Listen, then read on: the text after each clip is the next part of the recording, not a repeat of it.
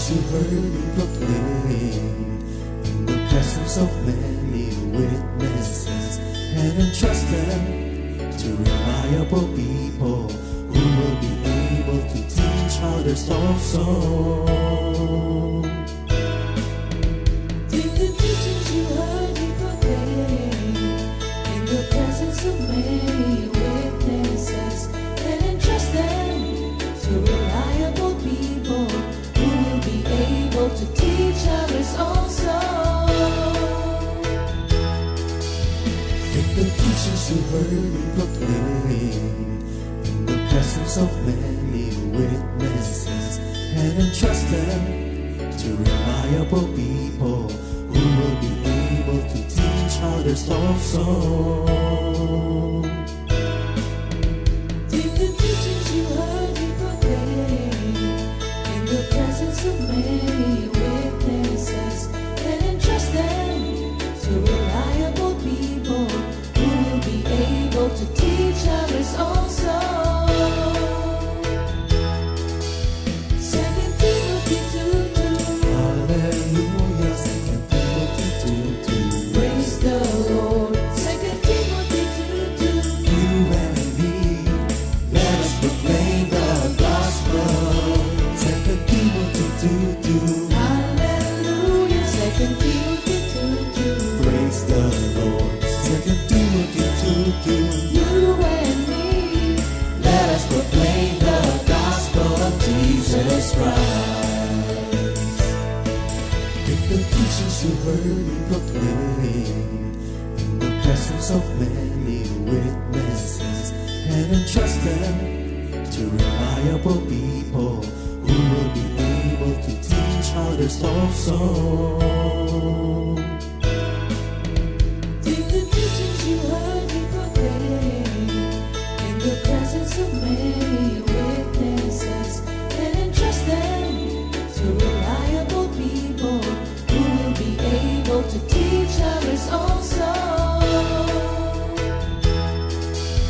2 Timothy 2:2.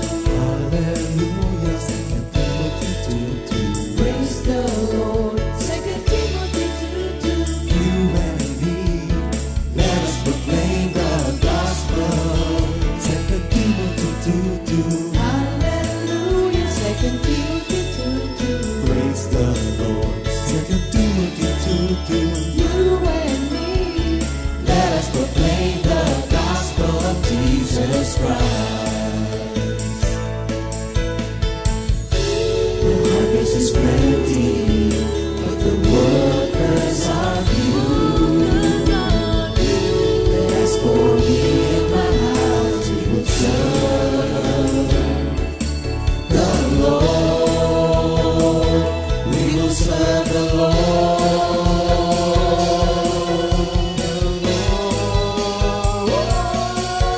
2 Timothy 2:2. Hallelujah. 2 Timothy 2:2. Praise the Lord. 2 Timothy 2:2. You and me, let us proclaim the gospel. 2 Timothy 2:2. Hallelujah. 2 Timothy 2:2. Praise the Lord. 2 Timothy 2:2. You and me, Let us proclaim the gospel of Jesus Christ. 2 Timothy 2:2. Hallelujah. 2 Timothy 2:2. Praise the Lord. 2 Timothy 2:2. You and me, let us proclaim the gospel. 2 Timothy 2:2.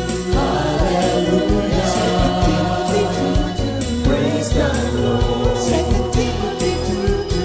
You and me, let us proclaim without disdain, delighting the Lord for His goodness. Let us proclaim without disdain, delighting the Lord for His goodness. Let us proclaim without disdain, delighting the Lord for His goodness. And He's God.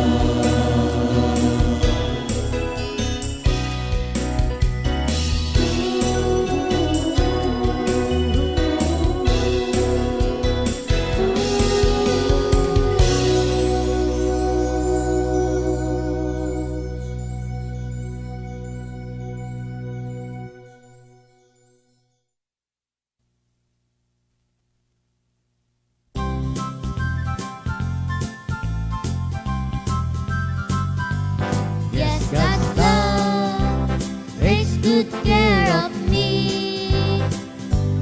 Yes, God's love takes good care of me.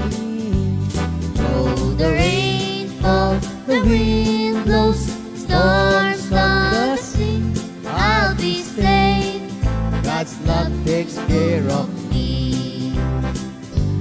Tunay nga ang pag-ibig ng Diyos. Tunay nga ang pag-ibig ng Diyos. Umulan man, bumagyo, saan man magtungo, ako ay ligtas sa pag-ibig ng Diyos.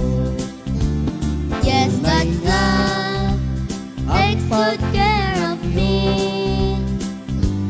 Yes, God's love takes good care of me. Though the rain falls, the wind blows, storms from the sea, Ako ay I'll be ligtas sa pag-ibig ng Diyos. I keep falling in love with Him over and over and over and over again. I keep falling in love with Him over and over and over and over again. It gets sweeter and sweeter as the days go by. Oh, what a love between my Lord and I keep falling in love with Him over and over and over and over again.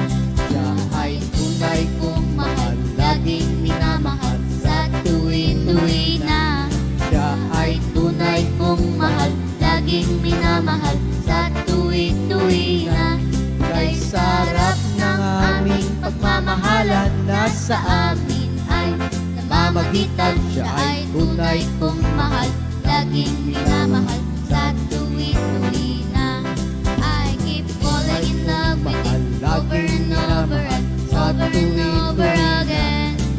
I keep falling in love with Him over and over and over and over again. Kay sarap ng aming pagmamahalan, nasa amin ay mamagitan. Siya ay tunay kong mahal, laging minamahal sa tuwi-tuwi. Kay sarap ng aming pagmamahalan, nasa amin ay namamagitan. Siya ay tunay kong mahal, laging minamahal sa tuwi-tuwi na. Siya ay tunay kong mahal, laging minamahal sa tuwi-tuwi na. Siya ay tunay kong mahal, laging minamahal sa tuwi-tuwi na.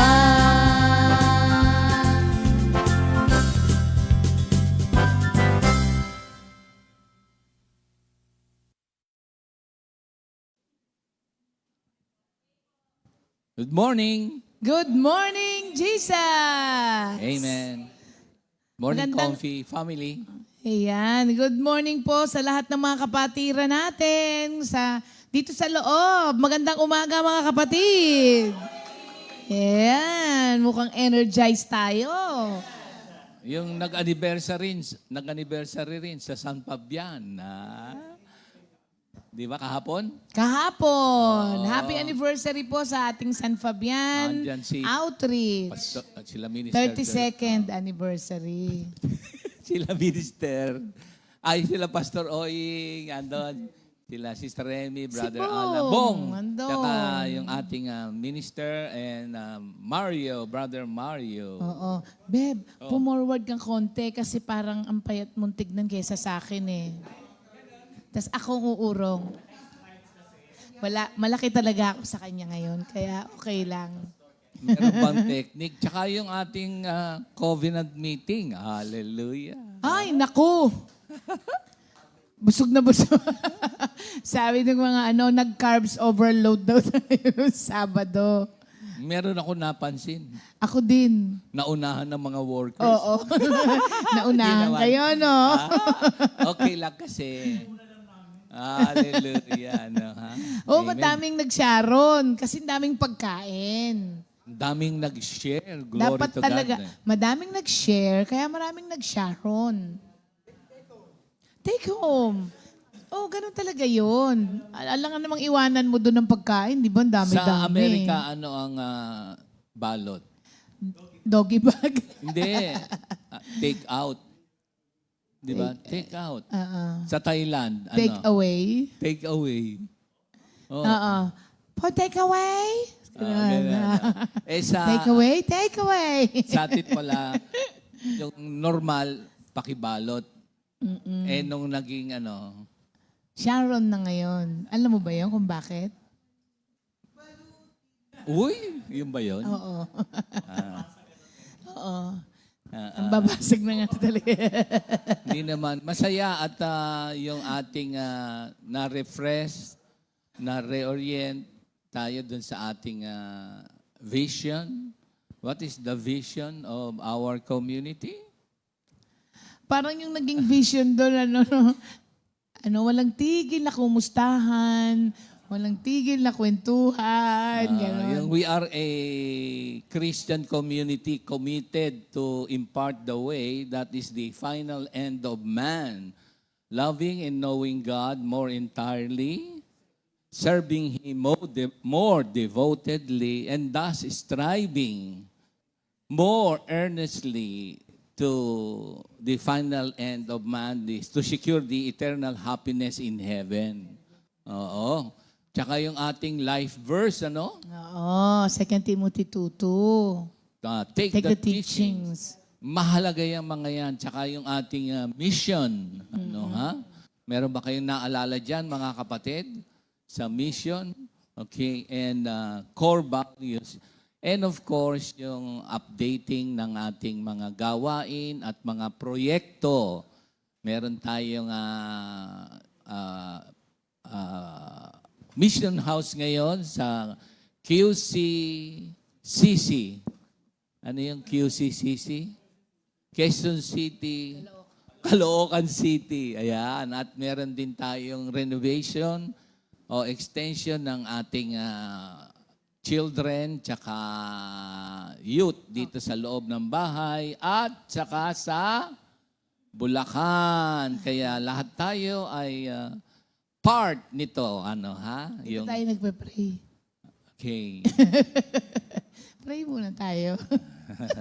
Bilis eh. Okay. Hindi, na-excite tayo na yung ating yung nasa Bible na sa mga bahay-bahay, nagkakaroon ng gawain. Katulad ng anniversary sa St. Joseph, yung Psalm 84, yung Temple of God. Kaya meron nang napupuntahan ng mga tao to have fellowship with God and with one another. So, yan yung ating mission, vision, commission. Amen. Thank you, Lord. Mangunguna po kayo sa amin ngayon sa pagpapatuloy ng aralin sa Hall of Faith sa Hebrews 11. And today, Jacob, by your grace, wisdom, understanding, the anointing be upon us all, and most especially, let the words of our mouth and the meditation of our hearts be pleasing to you, our Lord, our Rock, our Redeemer, our Lord Jesus. In Jesus' name we pray. Amen. Amen. Para po sa ating memory verse of the week, Jeremiah 17:7. Blessed is the man who trusts in the Lord and whose trust is the Lord. Ulitin natin yan, ha? Blessed is the man who trusts in the Lord and whose trust is the Lord. Sa Tagalog, mapalad ang tao na nagtitiwala sa Panginoon at ang pag-asa ay ang Panginoon. Yan, yun po ang mga pinagpala. Ang pag-asa ay nasa Panginoon at ang tiwala ay nasa Panginoon at ang pag-asa ay mismong ang Panginoon. Amen. Yan, Hallelujah. thank you, Lord. Okay, atin pong ipagpapatuloy ngayon yung ating Heroes of Faith. For today, sabi nga ni Pastor, ang atin pong pag-uusapan ay si Jacob. Kasi ito yung 3 boys of Abraham. Nauna natin nung nakaraan si Isaac. 'Di ba? Ngayon naman po, yung anak naman. So parang ang ano natin, no?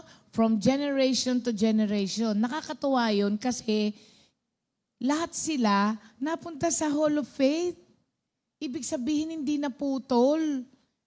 No, naipamana, naipast on yung pananampalataya. Kaya mga kapatid, make sure na yung pong pananampalataya natin ay naipapasa natin sa mga anak, apo, sa mga inapo, para po maging meron bang continuation, yung legacy na spiritual legacy ng bawat isa sa atin, especially yung mga tatay na kahapon na ipinagdiwang ang Father's Day. Amen. So much to learn by God's grace sa nakatala sa Biblia na buhay ni Jacob. Oo. Meron kasing pag-aaralan tayo ngayon. Babasahin na ni Sister Ria sa Genesis 32 verses. It is about wrestling with God. Amen. Sige, simulan natin kung ano ang pagpapalang ipinaabot sa atin ni Lord. 22 pa yan, hanggang 29. Ayan. Basahin natin. Genesis 32 verses 22 hanggang pababa. Jacob wrestles at Peniel. That same night, Alone? Yung may alone? Diyan ba yung may alone? Yung alone? Anong version ba yan? Sa New King James? Okay. Sige. that same night, Jacob got up, took his 2 wives, his 2 concubines, and his 11 children, and crossed the Jabbok River. After he had sent them across, he also sent across all that he owned, but he stayed behind alone. Then a man came and wrestled with him until just before daybreak. When the man saw that he was not winning the struggle, he hit Jacob on the hip, and it was thrown out of joint. The man said, "Let me go. Daylight is coming." "I won't unless you bless me," Jacob answered. "What is your name?" the man asked. "Jacob," he answered. The man said, "Your name will no longer be Jacob. You have struggled with God and with men, and you have won, so your name will be Israel." Jacob said, "Now tell me your name." But he answered, "Why do you want to know my name?" Then he blessed Jacob. Jacob said, "I have seen God face to face, and I am still alive." So he named the place Peniel. Amen. Okay na? Na-bless siya. So, yung ating paksa ay wrestled with God. Ano ba ang ibig sabihin nito? Ano ba ang significance, importance nito today? Kayo ba ay nakipag-wrestle with God na? So, yun yung mga reflective question. Una, ano ba ibig sabihin ng wrestled with God sa inyo? Sa literal na translation, nakipagbuno sa Diyos. Di ba, nung unang panahon pa, lagi natin na ririnig sa ating mame, daddy, sa mga fellow elders din na wrestle in prayer. So, what does it mean to you when you say you wrestled with God? Have you wrestled with God? Halimbawa si Arnold, do you remember? O ano bang ibig sabihin sa iyo ng wrestled with God? Probably, sa ating mga pangunawa at mga pagtuturo o narinig na mga pagtuturo, napakayaman ng ibig sabihin ng wrestled with God. Dito, meron tayong makikitang 3 pag-uusapan ngayon tungkol sa wrestling ni Jacob sa ating Panginoon Diyos. Merong nakuha, Sister Rian, na magandang definition ng wrestling in prayer. Di ba naalala mo? Sabi mo, you want to take the great blessing of God? Kaya. Kasi ang totoo niyan, tayong mga Kristiyano, we wrestle with God. All Christians wrestled with God. Bakit kanyo na lahat ng Kristiyano wrestled with God? Kasi as we move forward or move further from our past and closer to Jesus Christ, na sa ating pagkakatawag, we wrestle. Yung ating past, as we move past do sa ating kahapon, at tayo'y patungo kay Kristo, we wrestle. Actually, babe, yung si Jacob, yung point na nag-wrestle siya dito, all his life, he's been wrestling eh. He wrestled with Esau para dun sa birthright niya. He wrestled with Laban sa kanyang father-in-law. Hindi ba? Tapos ito ngayon. Yun nga yung sinasabi ni Pastor, when we say wrestled, you are eager for or asking for a greater blessing. Ayan. Oo, sa buhay niya kasi, pagka sinabi mong wrestle, dito yung nakikipag-away. Kung hindi, nag-hope siya for a greater blessing. Ayan. If Christians wrestled with God, let God wrestle with you. Kasi gusto niyang, kaya ka nakikipag-wrestle kay Lord, meron tayong lahat struggles.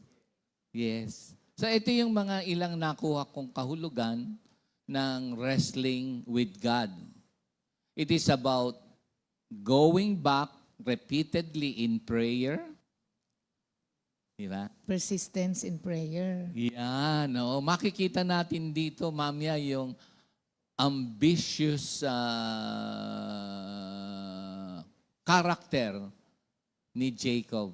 Okay, ambitious. So, ang wrestling with prayer is about going back repeatedly in prayer over something na minsan, ano ba Lord yung sinasabi mo, ipapagawa mo sa akin, nakalooban mo. Okay? Or, something is happening in our lives that you cannot fathom. Why such things? Pero, by the grace of God, we go back to the Word of God. There is an illumination and empowering of the Holy Spirit for us to comprehend, and then grace for us to obey. So, sometimes yun ang wrestling natin. Sometimes tayo rin, we wrestled with our lifestyle that is contrary to the Word of God. Pag inisip mo, ano ba yung what holds you back, what brings you down, sometimes the burdens of our life here on earth, circumstances. So, we wrestle with those things. So, wrestling also looks like a negotiation or negotiating kay Lord. Lord, ano naman po, ganito, di ba? So, yun ang mga pakahulugan na, Lord, yun na po ba talaga? So, Lord, baka naman ganito, ganyan. Di ba? You wrestle with God, and God wrestled with us to produce the Christ-likeness in every believers. Yes. If you let Him, sometimes we wrestle and wrestle, but it is still our will. And when the willed by faith comes, willed by faith comes, hindi yung willed by faith comes, we don't accept. Pero you always repeatedly wrestling in prayer, but when the willed by faith of God comes, you do not obey you. So, we'll see. And oftentimes, so nag-negotiate, and oftentimes, nire-remind mo yung mga promises ni Lord sa'yo. Lord, yung promises mo. Parang katulad dito kay Jacob, di ba? Yung promise ng multitudes, yung kanyang ama, na grains of sand, yung mga lahi. So, na-remind. So, yun ang mga kahulugan ng wrestling with God. So, tayong lahat yan. So, if we wrestled with God. So, tingnan natin yung ano dito, mga lesson learned, ano, Beb? Tingnan mo, buksan nyo uli, sumabay kayo. Tingnan ko dito sa New King James Version, ha? Basahin ko lang yung itong mga talata, ha? So, ano na ba to? 30, no, napindot ko, naging 33. 32, ito. Dali lang. Tignan niyo, ha? Kasi may mga lesson learned and insight. Ito.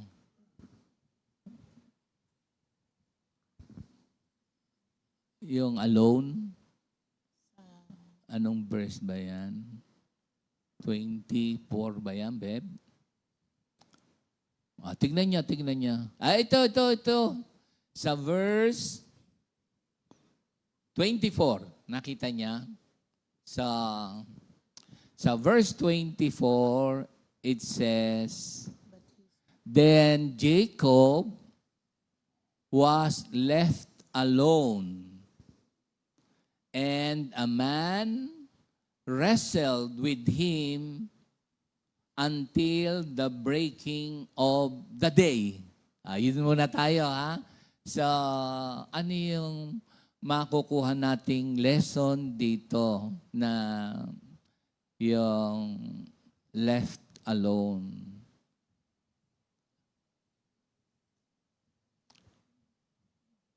Ayan, ano, ha? Mabagal ba ako? Hindi. Mabagal, oo. Natutuwa lang ako. Di ba meron tayong naalala niyo yung, meron tayong pagdarasal na sama-sama. Di ba? Yung body prayers, corporate or congregational prayer. Meron din tayong Matthew 18, yung when two agree, di ba?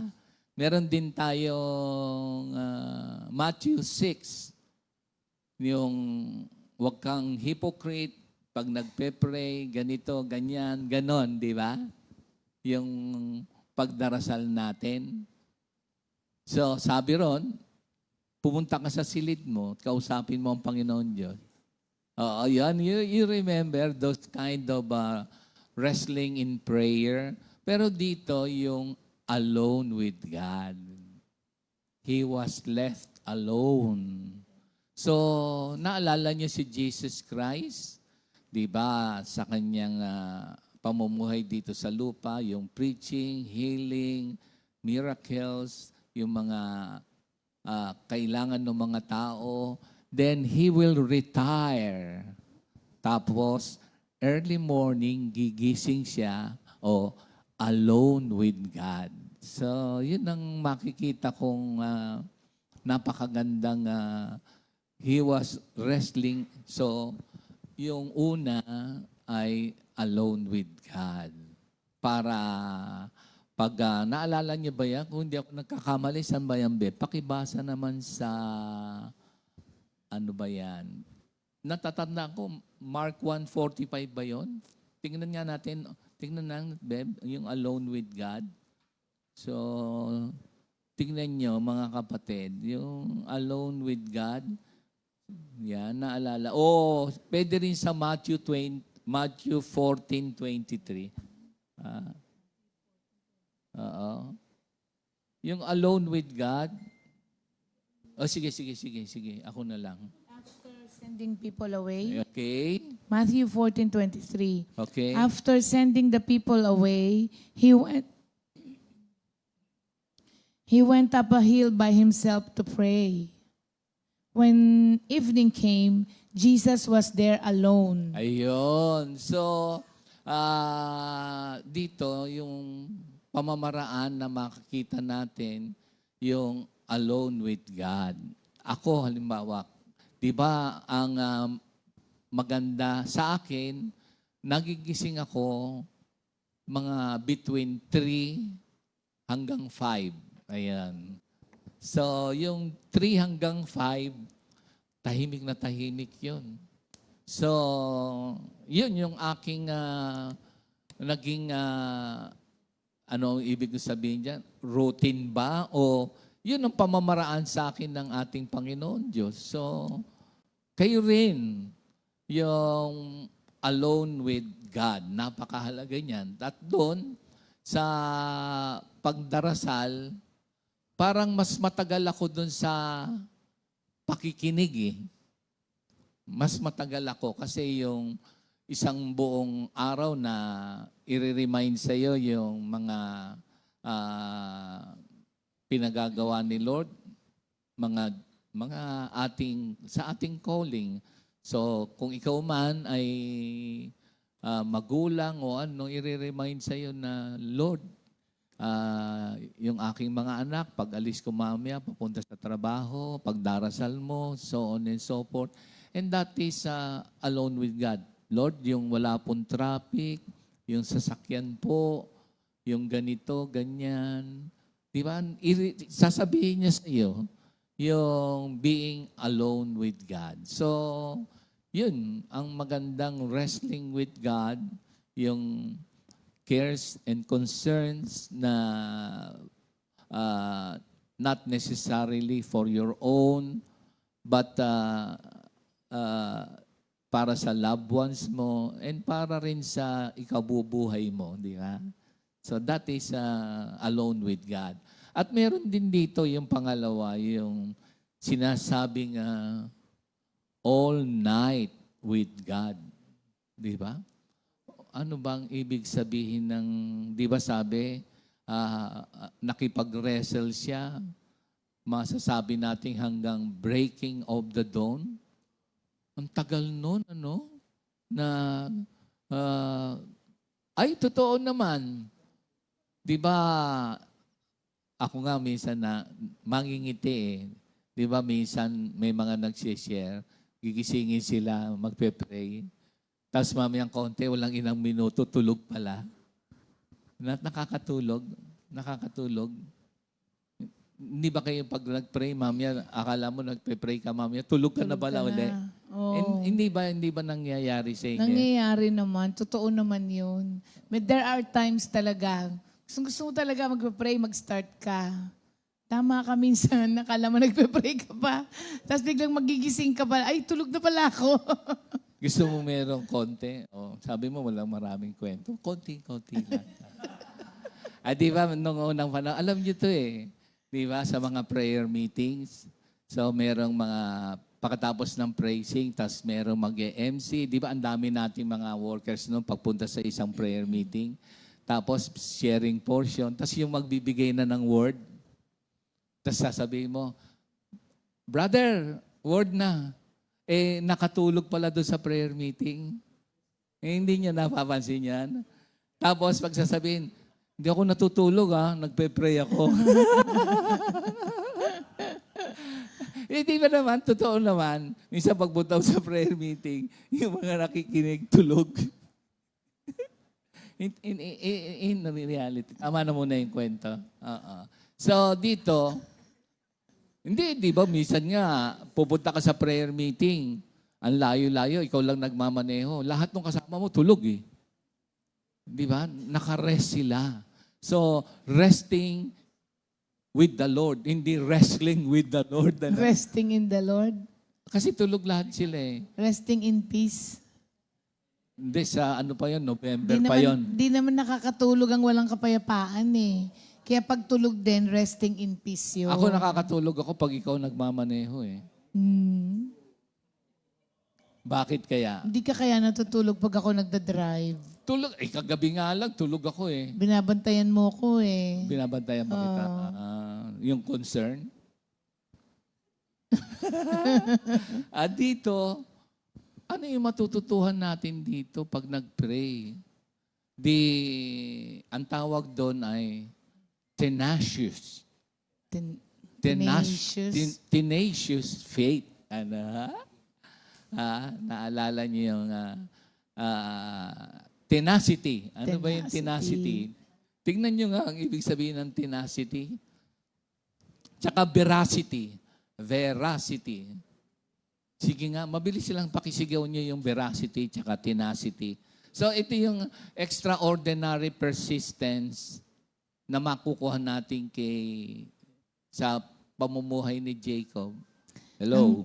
Ang tenacity, persistence. Oo nga. The quality or fact of being able to grip something firmly. Oo, so hindi niya binitawan all day. Talagang grip siya. Talagang ayaw niya. Lord, pangako mo to sa akin. Hindi sumusuko. Yung veracity kaya. Ang veracity naman ay conformity to facts, accuracy, Oo. truthfulness. Truthfulness. Alam niyo, maaring narinig niyo na sa akin ito o maaring hindi niyo pa narinig. Siguro alam to ni Sister Tata. So, tsaka alam ito nung mga kasama ko nung sometime ago, more than a decade ago, pumunta tayo sa regional director ng ating nasasakupan dito sa Parañaque, diyan sa Santa Mesa. At ang ating dala-dala ko yung ating bylaws at meron kaming mga kasama. So, pagpunta namin doon kasi ang aking heart's desire, tayong lahat ay perform or ecclesiastes duties ng makapagkasal tayo. Kasi then we are a para-church, civic religious. Meron tayong mga, hindi naman demands, yung paano magkakaroon sa pagkakasal. So, andun ako. So, dala ko yung ating bylaws. So, nag-a-apply tayo. Kausap natin yung ating regional director dito. So, denied. Denied tayo. Denied. Then, anong istorya pagbaba ko? Anong sabi ko? Sabi mo, huwag nang ipilit. Bahala na si Lord. Okay, Tama ba? ganito. So sabi, sabi ko, denied Sabi ko gano'n. Pero alam ko, babaguhin ni Lord ang kanyang puso. You remember tama. na? Sino mga nakarinig noon? Hindi, yung nung kasama sa kotse. So, hindi naman ako malungkot. So, kasi merong sabi ng regional director, you have to have an amendment sa inyong bylaws. So sabi ko, wag na po. Okay lang po kung hindi po maaprubahan. Tapos ang sabi ko, gusto niyo po bang mag-pray? Tsaka binati ko yung kanyang scarf kasi para siyang smart na talagang dating kahit na may edad na. Parang basta iba yung kanyang aura. So sabi ko, gusto niyo pong mag-pray tayo? Itong scarf na to naging meaningful You know why later on, haba ng kwento ko? Okay, pero ito mahalaga to sa ating community. So, maliit kasi yung kanilang office dyan sa Santa Mesa. Kasama ka ba nun? Maliit lang, maliit. Paulit-ulit yung kukwento pag matanda na. Okay. Kasi gusto kong lumaki yung kanilang opisina. Magbo-bonus nun, parang December Sabi ko rin, makuha na nila yung ganito, ganyan. Ay, sabi, ay, thank you Pagbaba ko, sabi, kamusta? Sabi ko, denied. Pero alam ko, babaguhin ni Lord ang puso. So, several months later, may dumating, tawag ni Sister, alam ni Sister Tata, tumawag si Brother Tamayo. Sabi niya, andito na yung mo, yung application, ganito. It was approved, punta ka na dito. Sabi gano'n, ha? Nagtaka ko. Sabi, gusto mo daling ko dyan, dadalhin. Alam ni Tata to. Alam niyo kung ano yung nakalagay dun sa certificate? Because of the veracity and tenacity. Ginamit niya yung tenacity. Kaya, yun, wrestling in prayer, si Lord ang kumilos. It is willed by faith. Ayun ang nangyari doon. Willed by faith. Iba yung will mo, will ko yun natin na magkaroon ng lisensya sa pagkakasal. Pero then, it was denied. But the Lord worked. So, sabi ko, ang aking na-pronounce, hindi, babaguhin ni Lord yung puso niya. So, nung pinray natin, si Lord naman yon yung pag-pray. So, prior doon sa pagkikita namin, several years, kasi every 2 years, merong convention, lahat ng mga pastors. So, several years, nandun, pumunta kami sa convention. Nakita ko yung sister. Tapos nandun yung pinaka-chief, tsaka yung mga regional director. Lumapit ako. Sabi ko, sister, kamusta po? Nakatingin sa akin. Tapos ang sabi ko, kamusta po yung scarf nyo? Ay, ikaw pala yun. Naku, ang laki na ng opisina namin sa Masagana. Ganito. Nalipat na pala sila doon sa may Masagana. Saan ba yun? Sa may parang hayalay nung unang panahon. Ay, tuwan-tuwa. So, kamusta kayo? Na-approve na niya. Because of the tenacity and veracity, yung veracity, yung genuineness, truthfulness, and persistence. Kasi nung hindi naman ako sumama ang loob, ang sinabi ko lang, would you like me to pray? Tapos pagbaba ko, sabi ko, babaguhin ni Lord yun. Tapos nung nakalagay doon sa ating certificate, because of the tenacity and veracity ng ating comfy, it was approved. Yun. Kaya tayo ngayon, nakakapag-perform na ng sa kasalan. At marami na tayong mga fellow pastors ngayon. Treasure natin yun. Kasi comfy church na tayo. Kaya we are, sa vision, it was long time ago, na-review natin, a committed Christian community. So Christian, a church, body of believers, church na tayo. Kaya nakakapag-perform na tayo. Yun yung tenacious or tenacity na sa prayer. No, babaguhin ni Lord yan. Bet? Ayan. So yung all night is, ibig sabihin yan, you wrestle. You wrestle all night. Hindi yung tutulog-tulog, di ba? Pray without ceasing, di ba? Yan. Tsaka meron akong isang-isa na lang bago sa iyo, Hindi, okay pa. Madami ka pa. Okay. Isa na lang. Hindi ko sasabihin kung sino, ha? May lumapit sa akin. Ang kanyang journey kay Lord, loss of loved ones, cancer-free, gone through chemos, the Lord makes miracles, and then all of a sudden, here comes another, for me, a trial, an experience, a journey in which he wrestled with God. he wrestled with God in prayer, and the Lord gave that person a word sa Philippians 1. Sabi doon, whether you live or die, to die is gain, and to live is also gain. So that was the message. So he wrestled in that journey of that person, and with God kagad. Siyempre, pwede naman yung, of course, ginawa naman ni Lord, binigyan ng talino ang sa medisina for our recovery to help sa ating physical body. But still, the Lord heals, totally, So, sa kanyang wrestling with God in prayer, binigay yon. And then, ang kanyang final word, I want to live and serve the Lord more.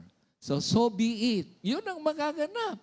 Totoo yun. Kasi inisip niya sa kanya, Lord, kung kukunin mo na ako, sabi mo sa word, if I will be with the Lord, and that is gain. Sabi niya, gain din yun. And if I will be here, it's gain also. So binigyan siya ng sa wrestling in faith, yung bang di ba kanina yung message natin, yung hindi naman negotiation, part, you ask, hindi ka naman confused. Siyempre, you want clarity, confirmation. Di ba tayo, di ba? Pumabalik agad tayo sa Word of God as regenerated Christians. Regenerated kasi, kala mo minsan regenerated. It is a sanctification process. But you know that we are justified, and yung growing in holiness is a progress, or it is a process.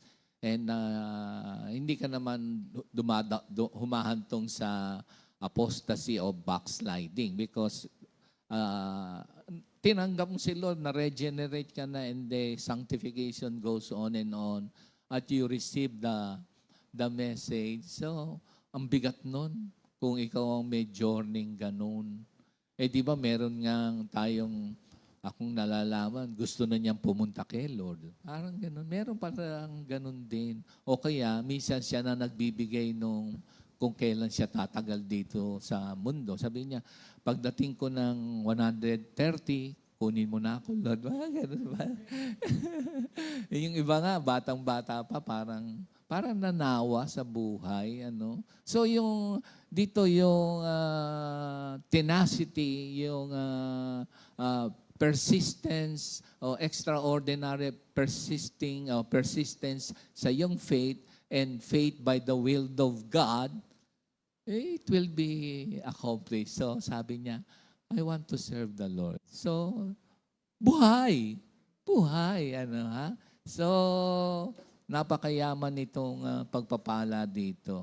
At dito rin, di ba, merong pain, agony. Oo, kasi kare-wrestle niya yung kanyang sa hip.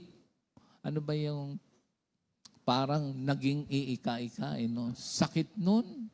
Pero in spite na merong pains, naalala niyo yung prayer ni Jesus sa Gethsemane? Di ba? Halos, ano ba yun? Parang dugo na ba yun? O sa pain? Dito ang hirap nun. Makikipag-wrestle ka with God. Tapos, may bali yung tadyang. Tapos, hindi sumusuko. Hindi sumusuko kasi mamayang konti meron siyang ambitious faith. Ang hirap nun. Di ba? May mga pains. Di ba, alimbawa, noong unang, parang magugunita mo lang yung mga kasama natin na yung iba na kay Lord na. Pero there are times na ang daming pains, difficulties, but still they continue. Di ba? And up to this point, di ba? Halimbawa, si Pastor Fred, naka-wheelchair, andun sa covenant meeting, na opera 3 beses. Grabe yun. Isang beses ka nga lang, aray. Matusok ka nga lang ng karayom. Sakit. Di ba? Konting galos lang. O, naghihiwa ka. Si Arnold nagluluto. Pag nasagian mo yan, di ba? Tapos bigla mong gaganunin mo. Yung pang bibiyaking ka, masakit yun. Di ba? Pain. Hindi lang isa. Pag inisip mo. Di ba sa katuwaan niya, nung nakita tayo, pagkatapos ma-opera, sumayaw ng sumayaw.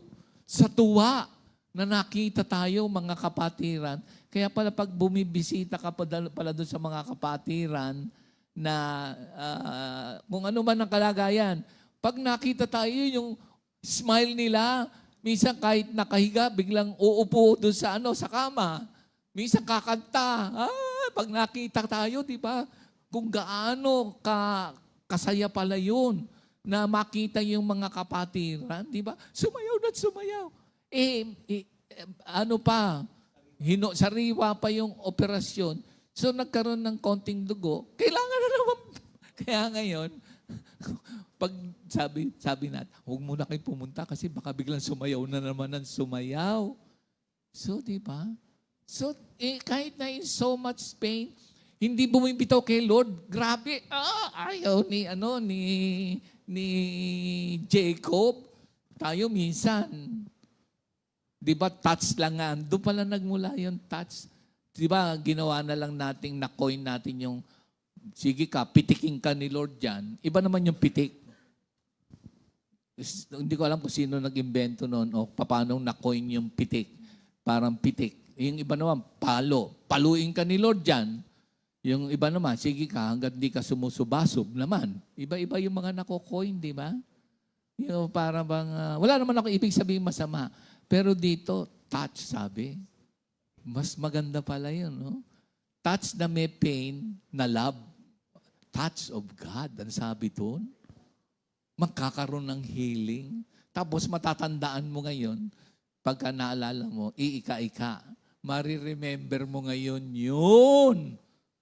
Yung agony with God and how the Lord worked in your life. Di ba, maaalala mo nga, yung Father's Day nga, yung habang nag-share kami doon sa East, 3 kami nila Minister Boots, kasi tayo yung mga martyrs, nasabi kong martyr, yung mga asawang babae, yung isa sumasagot doon sa gilid ko, ako yun, parang ganun. Kasi mahal natin pa rin, pinagdarasal. Sino na lang maglalapit sa kanya, so on and so forth. Ito, binubugbog, hinahatak sa pasubsob sa kakanyang hagdanan, pinalo ng sa ulo ng frame, lahat na. So, sabi niya, ako yun. So much pain, so much pain, pero hindi bumibitaw kay Lord. Pag inisip nyo, tayo rin yan, no? So, andun na ako sa alone, all night, and agony. Amen. Amen. Siya, bago muna natin ipagpatuloy, mga kapatid, bati muna tayo sa mga may birthday. Happy birthday kay Sister Maripas Orias. Hindi pa. Maria Paz pala yan. Sister Crisbel Miranda. Sister Rosette Basbas. Brother Richard Vito. Brother Arnel Badua, Isabela, no? Brother Benedict Villanueva, Sister Doris de Guzman ng ating San Pablo, and Sister Tess Donor. Happy birthday po sa inyong lahat, mga kapatid.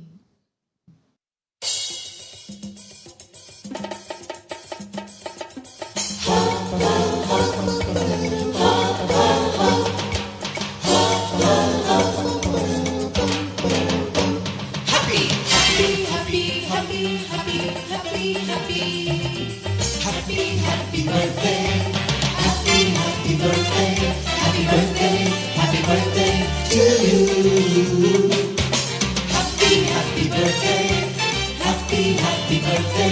happy birthday to you.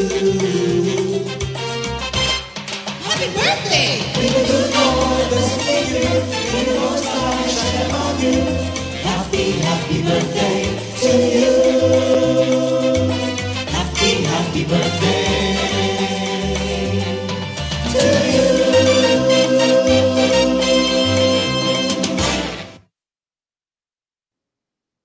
Happy birthday, mga kapatid. Yan. At hello din kay Sister, Tonet, sa Honolulu, Hawaii. Ang daming, oo nga. Sister Alexis din, from Lucena na pala siya. Thank you, Lord. Sa mga kapatiran po natin, Tapos, nakikiramay po kaming lahat sa family ni Sister Alice Ramajo. Si Tita Alice po ay na kay Lord na. Si Tita Alice siguro na siya ngayon? 90. Mas matanda siya kay Lola eh. Natatandaan ko kasi, kaya sabi pinakamatanda siya sa kanila, di ba? Kasi 90 si Lola. Mga 92 yata si Lola Alice. Ang kanya pong labi ay nasa Loyola, sa Guadalupe, second floor. St. Joseph, sa second floor nga yan. At wag po natin kalimutan yung ating Life in the Spirit seminar sa East Area on June 22.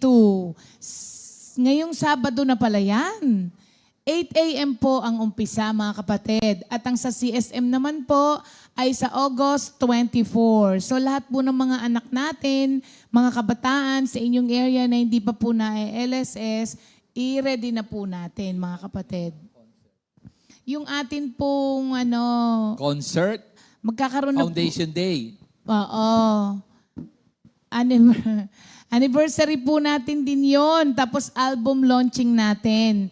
Sa lahat ng may trabaho, nyo na po ang October 26. Sa lahat po ng may lakad, i-move nyo na po kung kaya namang i-move. Saturday po yon. October 26. Ito po ay sa South Mall Events Center. Yan ang ate. Tapos na po, to follow na lang yung mga detalye. Maaga lang po natin itong in-announce at maaga nating inayos para po makapag-ipon tayo. Hindi naman po siya kamahalan kagaya ng sa hotel, mga kapatid. Pero inaayos pa po natin kung may food o wala ng food. Titignan pa po natin kasi nasa mall na tayo eh. Oo, kaya bahala na po. Basta tignan niyo po yung abangan niyo po yung mga announcement po nitong ating album launching and anniversary na rin po natin yan. Thank you, Lord. Okay, pagpatuloy po muna natin, mga kapatid, itong ating pinag-uusapan. Napakaganda nito. Kung maalala nyo sa binasa natin kanina, sabi nung lalaki doon, bitawan mo na ako. Sabi niya, mag-uumaga na. Sabi niya, hindi. Hanggat hindi mo ako binibless. Pero alam niyo ba, mga kapatid, na yung hinihingi niyang blessing ay nangyayari na habang sila'y nagre-wrestle? Oo, ang pagpapala, nag-uumpisa hindi after kang makipag-wrestling kay Lord. Kung hindi, habang ikaw ay nakikipag-wrestle, nag-uumpisa na yung mga pagpapala. Pag-usapan natin ngayon itong, yung sinasabi ni Pastor kanina, yung alone. Ironically, when you are alone with God, you are not actually alone. Oo. Doon mo nalalaman na hindi ka pala nag-iisa. Kasi dito, yung alone niya na sinasabi he was left alone, hindi. Nandun ang presence ni Lord eh. Doon nga yung na-experience, mga kapatid. So, itong alone with God, na nag-struggle siya, ang totoo, ang dami ng blessing doon. Pati sa atin. Unang-una, alam niyo po ba na kadalasan yung lessons of faith come when we are alone with God? Anong ibig sabihin nito? Ang intention dito ni Jacob is to be alone. Alam niyo kung ba't gusto niya maging alone? Sa sobrang takot niya, di ba? Ang dami nga niyang mga kasi sasalubungin niya na si Esau dito. Ano ang unang ang unang strategy niya? Mauuna muna ha. Mauuna muna tong mga ganito. Tapos mag-leave kayo ng spaces between dun sa mga pinadala niya. Kasi kung papatayin siya, nasa dulo siya. Nasa dulo siya rito eh. So ang intention niya dito is to be alone. Tapos, alam niyo mga kapatid, natutunan niya dito na kapag ka pala wala ka ng ibang kasama, doon mo pa lamang marirealize na ang presensya ng Diyos ay nasa iyo. At yun ang pangako niya kay Jacob. Yan din ang pangako po niya sa atin. Kaya wag po tayong magsasabi lagi ng parang pinabayaan na ako ng Diyos. Again, lagi akong bumabalik sa footprints in the sun. Kasi napakalaki ng impact sa akin yung footprints in the sun na yan. Nakaparehas din nung, anonymous ang niyan, di ba? Ang sumulat. Kaparehas din nung struggle niya. Marami sa atin, ganun din ang struggle natin. Yun yung akala. Pero maling akala natin na kung kailan ka bagsak na bagsak, tsaka ka pinabayaan ng Diyos. Kaya sabi nila, wala na, pinabayaan na ako ng Diyos, yung problema ko nagkaganito na. Ganon din po ang struggle siguro nung nagsulat nung Footprints in the Sun. Sabi niya, wala na kung kailan sobrang bigat na ng aking problema, tsaka isang bakas na lang ang nakikita ko. Iniwan na ako ng Diyos. Dito kaparehas din nung kay Jacob. Ang natutunan niya dito, nung walang-wala ng tao sa paligid niya, doon na pala yung kinakarga na siya ng Diyos. Yung palang bakas na nakikita doon, bakas na ni Lord kasi karga ka na ng Panginoon. So, dito makikita din po natin that the greatest clarity in faith comes from our time alone with God. Kasi alam mo kung bakit? Minsan yung clarity ng faith mo, hindi mo makikita kasi ang daming salita sa paligid mo. Alam nyo, hindi ako makapray ng between 3 to 5. Gising kasi siya. Pagkagising si pastor, naku, ang dami niyang mga instruction, ang dami niyang mga bilin, gagawin natin ganito, ganito. Kaya minsan nagpe-pray ako, sabi ko, nagpe-pray pa ako eh. Ang dami mo ng mga Kaya ang akin, ang alone with God ko, yung tulog siya. Kasi maaga siyang matulog. Doon ako nag-aaral pag tulog siya. Kaya pag nagising siya, ako naman ang tulog. Minsan, pagka maaga kami parehas nagigising, naghiwalay kami, bumababa ako sa baba. Sasabihin, Bet, nasan ka? Doon sa may mangga. Doon sa may likuran ko, nandoon ako. Pagkasabay kaming nagising, kailangan maghiwalay kami. Kung hindi, ang dami naming kwentuhan, ang dami nating usapan. So, ganun din po mga kapatid. Gusto niyo pong makita yung clarity ng faith ninyo? Get alone with God. Oo.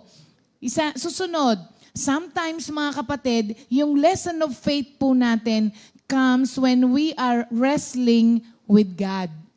Dito sa wrestling with God na to, parang ang ipinapakita dito, ang aggressor, si Lord eh. Hindi ba? Ang aggressor si Lord.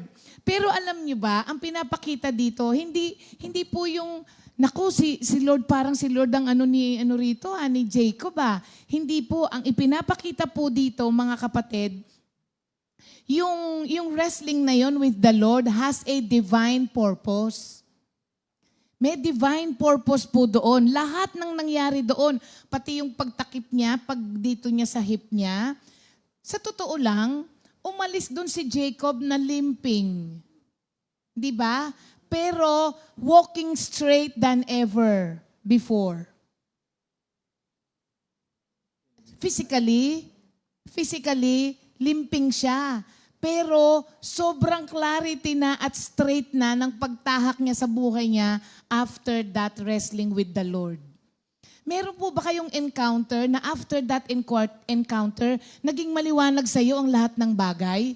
Kaya kahit na anong daanan mo, tapos na kasi na-explain na ng Diyos sa iyo eh. Natutunan mo na kung ano yung purpose ng Diyos sa iyo.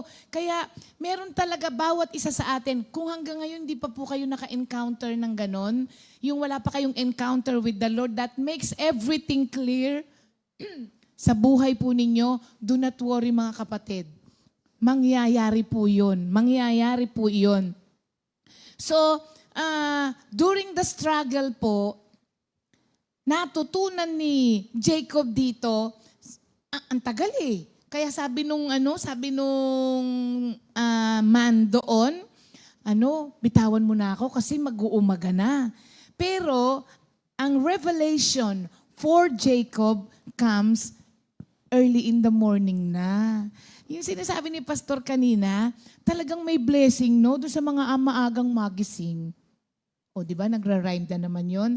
Sabi natin, every gising is a blessing. Pero there is a blessing doon sa mga maagang magising. So, it comes in the morning. Ano pa ang ibig sabihin nun na it comes in the morning? Grabe po yung struggle na yon na Jacob hold on until the dawn. Hanggang umaga. Hindi siya, nag-hang on siya. Ilan po sa atin ang may pinagpe-pray. Tapos ilang panahon pa lang ang lumilipas. Siya mo na nga kung ayaw ibigay ni Lord, wag na lang. Hindi tayo marunong mag-hang on. Ang blessing po, sometimes, hinihintay natin para mapasa atin.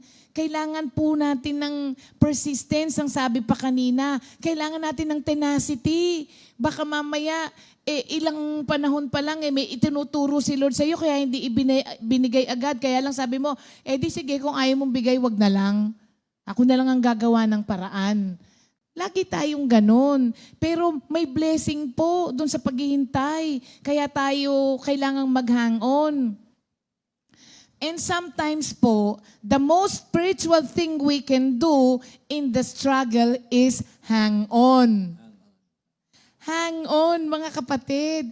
Kasi minsan kahit anong pilit mo, kahit anong tulong mo kay Lord, hindi mangyayari. And sometimes, wala ka ng lakas. Parang pagod na. Sometimes, pagod ka na. And the only thing you can do is hang on. Huwag kang bumitaw, kapatid. Meron ngang mga asawa, pinagpe-pray yung mga asawa nila na mapunta kay Lord. Napunta kay Lord after 25 years. Yun yung sinasabi na, titiisin mo ang lahat. Ang kailangan mo lang talaga mag-hang on. Hindi ko malimutan yung drawing na nakita ko sa Facebook, na yung drawing nung mama na may daladalang palakol. Ang haba na nung ginagano niya kasi naghanap siya ng ng mga mina. Sobrang haba na nang ginano niya. Sasabihin, baka wala ng mina rito. Sabi niya, tumalikod na siya. Doon sa picture, nung time na tumalikod siya, ganyan na lang ang gaganunin niya, nandun na yung mina. Kaso sa sobrang haba, sumuko na siya. Ganun na lang, andun na. Minsan tayo, ang haba-haba na ng pinaglingkod natin. Konting panahon na lang ang ipagtitiis mo. Makukuha mo na yung pinagpe-pray mo, kaso sumuko ka na. Sayang naman yung mahaba na pinaghintay mo. Hindi mo pa tiniis yung konting-konti na lang na panahon, makukuha mo na pala yung pagpapalang meron ka.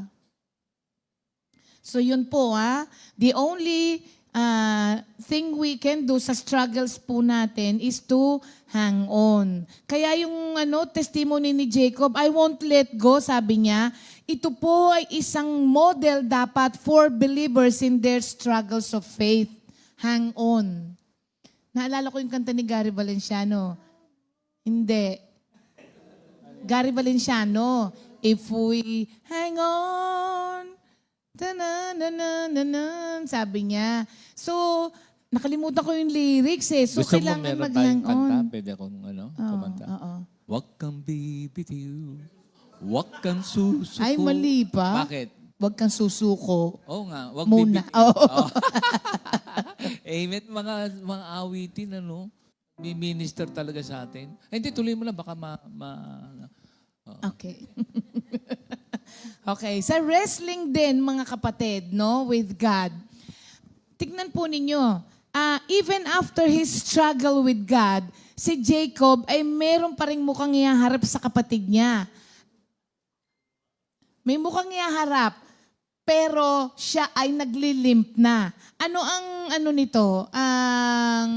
ang matututunan po natin dito, mga kapatid. Dito po, sa struggle, yung struggle niya with the Lord changed him. Binago Binago si Jacob ng struggle niya with the Lord. This time, haharapin niya yung kapatid niya, pero nauna na siya. Tapos alam nyo, haharapin niya ang kapatid niya. Ironic, nakipag-wrestle siya with Esau because of the blessing. Pero ngayon, kaya niyang i-give up ang lahat para lamang magkasundo sila ni Esau. Kasi nabago na. Nung una nakipag-wrestle siya kasi gusto niya, pangako naman yon na sa kanya mapupunta. Pero he struggled with Esau for that blessing. Ironically, lahat yung mga blessing na yon, i-give up niya na. After his wrestling with the Lord, magkasundo lang sila ni Esau. Tama. Alam mo, meron ako nakitang Oo. Sige. Ang sabi ni Lord, ito, ewan ko kung pag binasa nyo, basahin nyo uli ang tanong sa kanya, ayaw niyang bumitaw. Bitiwa, ayaw. Ang sagot ng Panginoon Diyos, ano pangalan mo? Hindi nyo ba naisip yon? Anong pangalan mo? Bakit tatanong sa kanya ano pangalan niya? Alam mo, nagdasal ka. Kasi, for me, na-realize siguro ni Jacob kung ano yung meaning ng pangalan niya. Supplanter, deceiver, ano pangalan mo? Pinalitan Nagkaroon din. ng realization, tapos nagkaroon ng transformation. New ka na. Israel na. Israel na. Contended with God. Mm-mm. O diba tayo rin? Pagising mo, parang fresh ka na. You try to. Pag nagkaroon ng realization, sino ka ba dati? Parang ganon. So nagbago. Yes. Meron change na nangyari Ang sa layo, kanya. parang ang sagot, bitiw mo, hindi kita bitiw. Ano pangalan mo? Parang ang layo. Bakit kaya? Yun, na-realize niya yung kanyang buhay. Kaya nung pagharap niya kay Esau na, no? Oo. Oo. So this time, he was a changed man after the struggle with the Lord. After the wrestling with the Lord, he was a changed man. Ngayon, ready na siya na harapin yung kapatid niya na nauuna siya. Hindi nahuhuli. Wala na yung karuwagan. Hindi po ba, mga kapatid? Kapag may mabigat kang problema, nakakatakot kaya yan? Sabihin sa'yo, may cancer ka. Nakakatakot yan. Tapos biglang may dumating sa pamilya ninyo na napakalaking problema. Hindi mo alam kung anong gagawin mo. Nakakatakot yan. Bakit nakakatakot? Hindi mo kasi alam kung saan ka dadaling yan. Ganon din si Jacob. Pero after, tignan ninyo, alam nyo pag may malaking problema tayo, get alone with God. He was a changed man. You will be a changed man also after your encounter with the Lord. Kasi ipapaliwanag ng Diyos sa'yo kung ano ang mangyayari. Tapos, pag sinabi na sa'yo ng Diyos yun, mawawala na yung takot mo. And sometimes, hindi kailangang ipaliwanag ng Diyos sa'yo para mawala ang takot mo. Kailangan lamang ipakilala ng Diyos sa'yo ang sarili niya para mawala ang takot mo. Kaya nga minsan, saan ka dadaling niyang paglilingkod mo? Ewan ko, pero ang alam ko, tapat ang Diyos na pinaglilingkuran ko.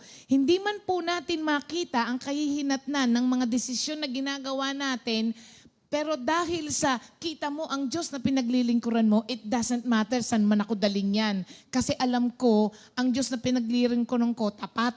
Kaya hindi ako pababayaan. Ganun ang naging damdamin ni Jacob. Kaya ngayon, mauuna na siya.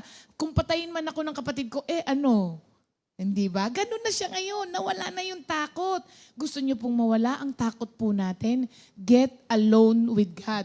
Kasi kapag ka-alone with the Lord ka, doon mo malalaman na iwanan ka man ng lahat ng tao, hanggang nandyan ang Diyos sa tabi mo, okay ka na.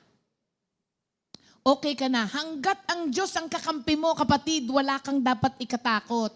Maski yung mga tao, hindi mo kailangang i-please ang tao hanggat ang Diyos ang nasa tabi mo.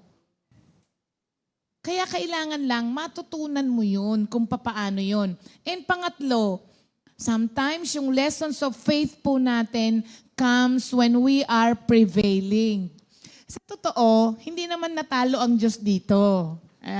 Hindi naman po sasabihin na, ay, tinalo ko ang Diyos. Sasabihin, tinalo pala ni Jacob ang Diyos. Hindi. Yung sinasabing prevailing dito, ipinakikita actually ng Diyos kay Jacob na mananagumpay ka not by your strength but by my grace. Pwede ba namang talunin? Isang pitik nga lang na ano na siya naglimp na siya Pitik pa lang yun. Kung sinuntok pa siya, touch pa lang yun.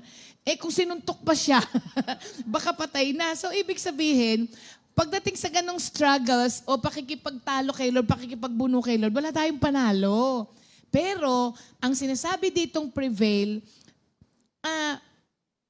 tinuruan siya na mananagumpay ka not by your own strength, but by my grace only. Willed by faith. Kaya willed by faith ang ano doon. Nasunod ang kalooban ng Diyos sa Kanya. Nasunod pa rin, mga kapatid. So, when we are prevailing, ang sabi rito. At isa pa, natutunan ni Jacob dito na he needed the Lord's blessing more than he needed his brother's blessing. Kasi wala siyang wala siyang ginusto kung hindi yung blessing ni Iso. Siguro, isa rin kang ba't ganun ang sidhi niya na mapatawad siya ni Iso kasi alam niyang may nagawa siyang mali sa kapatid niya. Pero, umover naman yung kagustuhan niya na makuha niya yung blessing ng kapatid niya na nakalimutan niya na ang Diyos ang nasa tabi niya. So dito, natutunan niya yun, mas kailangan ko pala ang blessing ng Diyos kaysa sa kapatid ko. Nakita mo kung nung nakuha niya na yung blessing ni Lord, sumunod na yung sa kapatid niya. Tignan mo yung inaakala niya, minsan ganyan tayo. Ang tawag dyan ay anxiety. Fear of the unknown. Hindi naman niya alam kung papatayin nga siya ni Iso o hindi. Hindi ba? Pero ang dami niya ng mga inisip. Ang dami na niyang ang kailangan lang pala niya, blessing ng Diyos. Kasi mauuna na si Lord dun sa kapatid niya. Tapos lahat ng akala niya, nung nag-meet sila, ang ginawa ni Iso, tumakbo pa siya, sinalubong siya ng akap. So yung palang kinatatakot niya, wala naman pala. Minsan ganyan po tayo. Pag mayroong mga nangyayari sa buhay natin, para tayong, yung mga doctors, morbid agad. Morbid. Nandun na agad sila sa pinakasukdulang hindi magandang mangyayari. Ang mga doctors po pala, ang orientation nila, sabihin sa mga pasyente nila yung pinaka-morbid na senaryo. Oo, kasi daw, tinanong ko sabi ko, bakit ang morbid ng mga doctors? Kasi daw, para alam ng pasyente nila kung ano ang pwedeng mangyari sa kanilang kalagayan ngayon. Kasi baka daw pag hindi sinabi sa kanila, pagdating ng araw, Dok, hindi mo naman sinabi na kapag hindi ko palagay ng ito, ganito nang mangyayari sa akin. May doktor bang encourager? Meron. Pero karamihan ng doctors, morbid. Oo, morbid. So, saan ba ako napunta? Ba't morbid? Hindi naman pala yun ang mangyayari. Oo, minsan ganun tayo. Sa sobrang pananangan natin, sa sarili nating kaisipan, kung san-san na po tayo dinala. Yung pala, hindi naman ganun. Naku, mamamatay na ako kasi sumakit ang tiyan ko. Yung pala, na-impatyo ka lang. Baka may cancer na ako, baka may colon cancer na ako. Kung ano-ano na yung naiisip natin, nakakalimutan po natin na pumunta muna kay Lord. Si Jacob nauna munang nakipag-encounter with the Lord, kaya nabago ang lahat. And finally, sometimes yung lesson of faith po natin comes in defeat. Not only in prevailing, but also in defeat. Bakit kamo? Na-realize dito ni Jacob na doon sa pagkatalo niya Sa pagkatalo niya, natutunan niya that God supernaturally preserved him. Minsan, akala natin, yun nga yung sinasabi natin, hanggat hindi ako sinubasob ng Diyos. Ganon, di ba?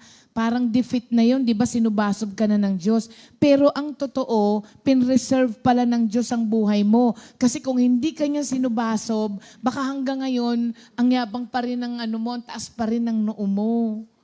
So minsan sa pagkatalo po natin, doon po natin natututunan yung lesson ng pananampalataya po natin. Tapos, dito natutunan din niya na yung kanyang limp is a blessing. Minsan yung nangyayari sa atin is a blessing. Nire-remind tayo na kailangan mo ang Diyos. Hindi ka magaling, anak. Hindi ka malakas. Kailangan mo ko. Minsan po, masyado tayong naging self-sufficient. So, sa pagkatalo natin, doon po natin natututunan ang lesson of faith. Kasi inaalaw tayo ng Diyos na masugatan sa struggle to experience His blessing. Kasi kung hindi na-experience ni Jacob yung limp na yon, baka mamaya nasa kaisipan na rin niya na kaya ko palang talunin ng Diyos. Pero hindi, mga kapatid. So, inaalaw po yan, mga obstacles din sa buhay natin. Alam nyo, sa katagalan din naman, yung mga obstacles na yan sa buhay natin, yan din naman ang tineturn ni Lord into a blessing Para makita natin na maski yung mga hindi magagandang nangyayari sa buhay natin, He can turn it for our own good. Romans 8:28. Oo, victorious tayo. So dito, after encountering God, si Jacob walked straighter with a limp. Ironic, hindi po ba mga kapatid, than he walked before because God touched him. And sometimes, all we need is the touch of God. Yeah. Thank you, Lord. Amen. Hallelujah. Yan, glory to God. So mga kapatid, maraming salamat po. Sa susunod, abangan nyo naman si Joseph. So, si Abel, worship by faith. Si Enoch, walk by faith. Si Noah, work by faith. Si Abraham, hindi, ano nga yung W niya? Willed by faith. Tapos, si Isaac. Abraham, Isaac. Si Isaac, nung nakaraan, ano nga ba yung, nakalimutan na natin. Parang si Isaac ang willed by faith. Si Abraham is, Obeyed by faith. hindi, W rin yun W. Wondered by faith. Si Jacob, wrestled by faith. Si Joseph, waited by faith. Oo, abangan natin yan sa susunod mga kapatid. At magtatapos po tayo sa araw na ito. Oo nga. Alam nyo ba, isa to sa mga paborito kong kanta, sa mga new songs. Naging paborito. Oo, naging paborito ko to dahil nung ginawa natin yung kay Joseph. Joseph nga ba yung play? Yung si David? Si David ang kumuha. Ay, kung naggano, si David din ba yun? Yung kay David na lesson. Tapos, naging paborito ko siya kasi nung habang ginagawa natin yung play noon, grabe yung pagkakakanta ni David. David, hello! Yung, Diyos ko patawad. Kinanta ni Arnold dyan? Oo, nakakaiyak yan. Isa yun sa mga gusto kong Aawitin ba natin yan sa kanta. concert? Oo. So, yun po mga kapatid, ha? God bless you, mga kapatid. Narito po ang ating repeat new song of the week. Sa iyo nagtitiwala at naniniwala ako, and composed by Sister Tess de los Santos. Amen. God bless us all, mga kapatid.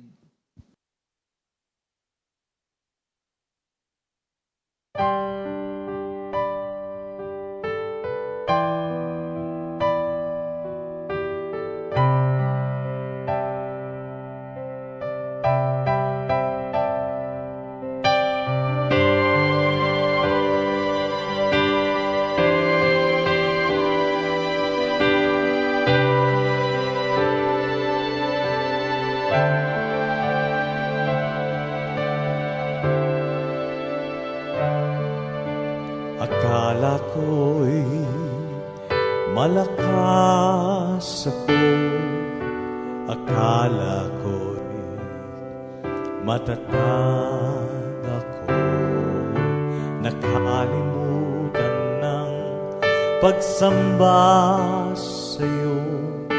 Akala ko kasi kaya ko na mag-isa. Maling-mali ako sa kapalaluan ko. Maling-mali ako sa kayabangan ko. Isang tapik lang sa akin bumuwal ako.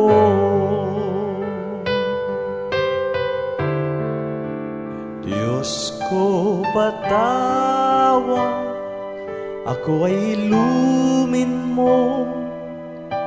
Wasak na puso at isipan ko.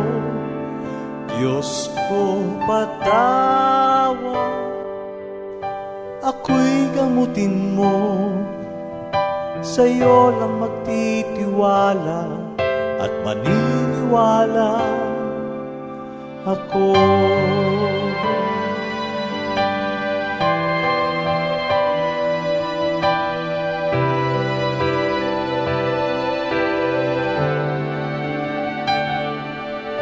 Akala ko'y malakas ako, akala ko'y matatag ako, nakalimutan ng pagsamba sa'yo.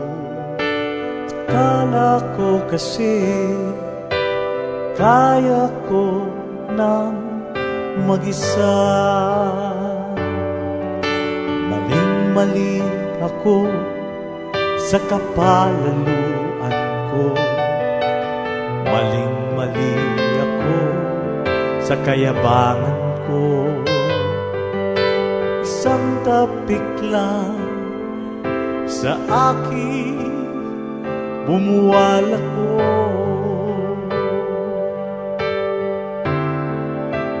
Diyos ko, patawad, ako'y hilumin mo. Wasak na puso at isipan ko. Diyos ko, patawad, ako'y gamutin mo. Sa'yo lang magtitiwala at maniniwala ako.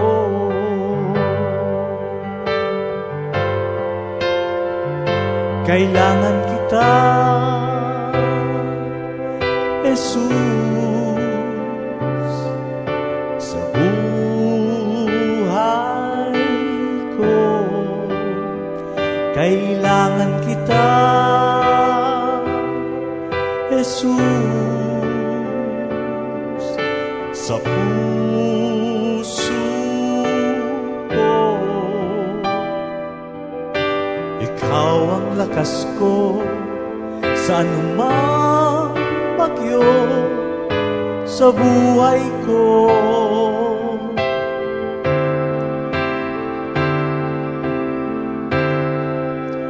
Diyos ko, patawad, ako ay ilumin mo. Wasak na puso at isipan ko. Diyos ko, patawad, ako'y gamutin mo. Sa'yo lang magtitiwala at maniniwala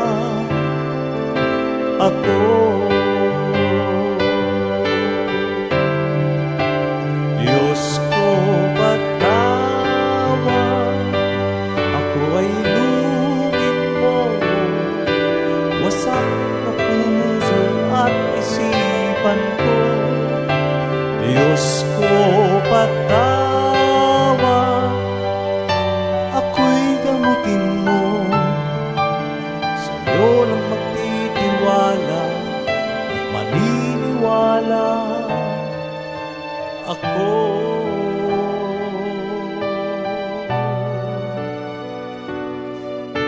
sa'yo lang magtitiwala at maniniwala. Ako